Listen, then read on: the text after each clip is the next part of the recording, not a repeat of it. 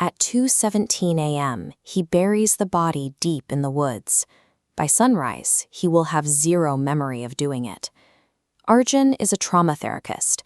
He spends his days guiding patients through their most repressed, forgotten memories, even though his own mind operates on a ruthless 24-hour cycle.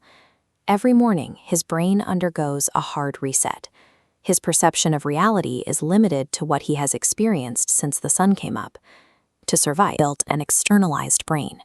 His house is a lattice of post-it notes, warning labels, and daily video logs recorded to bring his future self up to speed. His entire existence relies on a single, dangerous assumption that the past versions of himself are telling him the absolute truth. That controlled environment fractures when he uncovers an anomalous hidden video file buried deep inside his secure drive.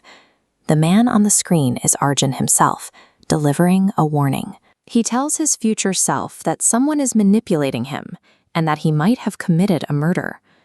The video directs Arjun to a physical storage locker across town. Inside, he finds tangible evidence, a blood-stained shirt, and a photograph of a woman he doesn't recognize. Wrapped inside the shirt is a prepaid burner phone. It contains a single saved contact with a clear directive: do not call. The system Arjun designed to keep himself safe has provided physical proof of his own danger. His illusion of control has vanished. In a panic, Arjun dials the number. A woman named Mira answers. She speaks with calm familiarity, identifying herself as his secret handler. While Mira speaks, Arjun searches her name online. He finds a missing persons report. The face on the flyer is the same woman from the photo in the locker.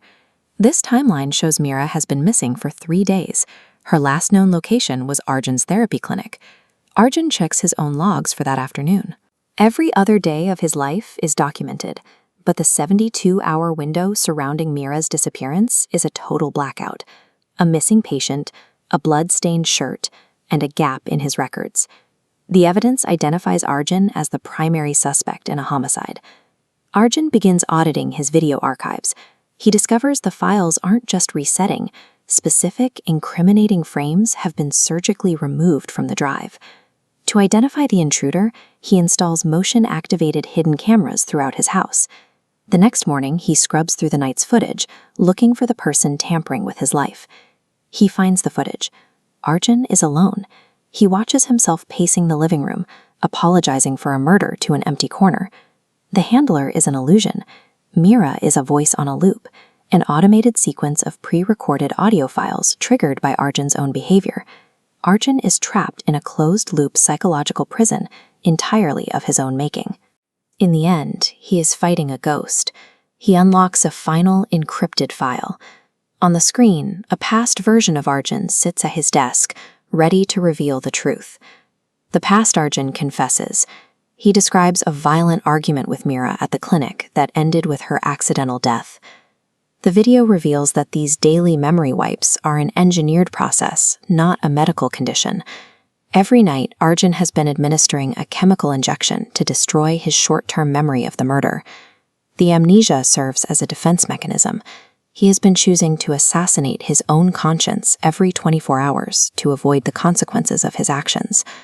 Arjun sits alone with the loaded syringe, finally holding the weight of his reality. He has 2 paths. He can use the injection to return to a state of ignorant innocence, or he can put the needle down and face prison. He chooses to forget. He injects the chemical to trigger the reset and escape the crushing guilt. The next morning, his routine is interrupted. He finds a new note left by a fragmented part of his own psyche.